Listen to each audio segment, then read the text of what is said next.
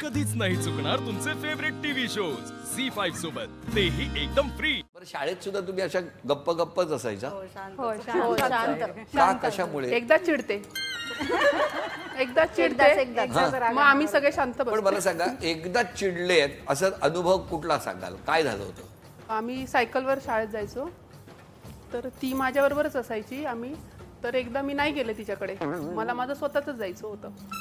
तर ती एवढी चिडली की सांगितलं नाही म्हणून. त्यावेळेस काय फोन वगैरे नव्हते, तर मला काय झालं त्यांना विचारूया, काय झालं?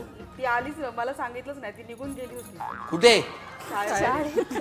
आणि तुम्ही कुठे तिची होता? वाट पाहत घरी थांबलेली. म्हणजे आम्ही स्कूलला जाताना सगळ्या एकत्र एकत्र जात जायचो होतो सायकलवरती. बरं, घरापासून किती लांब होती शाळा?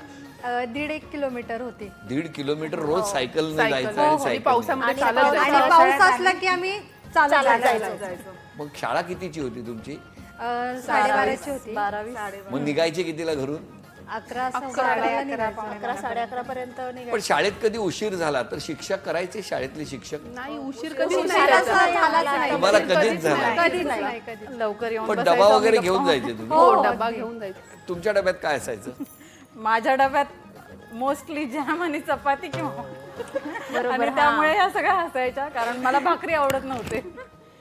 मला डब्यात- भाजी नाही आवडली, भाजी जॅम नाही. तुमच्या बेसन पोळी असायची कधी आणि भाकरी असायची, किंवा मग लोणचं असल्यावर तर मग विचारायलाच नको. लोणचं आम्ही म्हणजे भांडणं आमचं- करायचो सगळे म्हणजे लोणच्यासाठी. अक्षरशः हाणामारी व्हायची लोणच्यासाठी. पण आम्ही डबा खाताना आमच्या शाळेतल्या ज्या शिपाई होत्या ना, म्हणजे काकी, त्या मावशी, त्यांना पण आम्ही आमच्यामध्ये बोलवायचं जेवायला, आणि त्यांचा डब्बा आम्ही आवडीने हा, खायचो. म्हणून बोलवायचे. सॉलिड आहेत का? डेंजर आहेत. आणि ह्या सगळ्या जबरदस्ती मिळून मला भाकरी खायला घालायच्या. ही तर स्पेशली. तुमच्या डब्यात काय असायचं? भाजी चपाती. हा? भाजी चपाती. तुमच्या? आमच्या डब्यात पण भाजी चपाती. मोस्टली माझी मम्मी कोथिंबीरची वडी खूप छान बनवायची.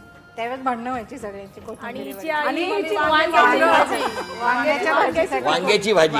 भरलेलं वांग. भरलेलं वांग जायचं. तुमच्याकडे कसं काय? लग्न कसं झालं? Arrange marriage. कसं ते शेजारच्या मावशी आहेत केसवड म्हणून, त्यांनी ठरवलं. ठरवलं? आणि त्याच्यानंतर कळालं की ते नात्यातनंच होतं. नाही, सगळं आधीच ठरलेलं होतं. उगाच काहीतरी सांगू नका. तुम्ही 6 जणी असून शाळेतलं प्रेम यांनी कॉलेज पर्यंत लपवून ठेवलं. नाही, तेव्हा नव्हतं. तेव्हा माहिती तेव्हा नव्हतं. नव्हतं. मला तर पत्रिका बघितल्यावरती मला विश्वासच वाटत नव्हता. का? म्हटलं तू लग्न कसं काय? आपण कारण त्याला पण एकमेकांचे आम्ही डबे खाल्लेत लहानपणापासून आपण. बघत आलो ना. एकमेकांचे डबे डबे खाल्ले? खाल्लेले आम्ही. काय हो? त्या डब्यात चिठ्ठ्या येत होत्या, माहितीये का तुम्हाला? नाही, ऍक्च्युली चिठ्ठी पाठवायचो. बघितलं? आम्ही दोघी पाठवायचो. कोणाला? आम्ही दोघी भांडणं करायचो आणि बोलायचो नाही. मग आम्ही बेंचवरून चिठ्ठ्या पास करायचो. हे घे, तुला बोलायचं चिठ्ठी. नाही, पण चिठ्ठीवर लिहून द्यायचं. तू असं केलं, तू हे केलं, तू ते केलं. आम्ही चिठ्ठ्या करायचो. क्षमा मागायची असेल तर कोणाची? मी माझ्या सासू सासऱ्यांची मागेल, आई वडिलांची मागेल. का हो? मी खूप हट्टी आहे ना. मग कधी कधी करते हट्ट चुकून. मग कधी त्यांना दुखावलं असेल तर आणि त्यांची तुमच्या क्षमा 3 मागते. जावांमध्ये कसं आहे? खूप छान. जावा तर खूप छान आहेत. म्हणजे आता मी तसं हे पारायण वगैरे करते. 15-15 दिवसच्या ट्रिपला जाते मी. जावा माझ्या दोन्ही मुलांना सांभाळतात, त्यांची शाळा पाहतात, सगळं म्हणजे घरातलं सगळंच मॅनेज करतात. कारण की माझे मिस्टर सकाळी गेले की ते रात्रीच येतात. त्यामुळे घरी आई वडील नसताना ही मुलं चांगली खुश राहतात. त्यावरूनच समजतं की त्या किती जीव लावत असतील. झी5 ॲप डाउनलोड करा आणि पहा सर्व एपिसोड्स एकदम फ्री.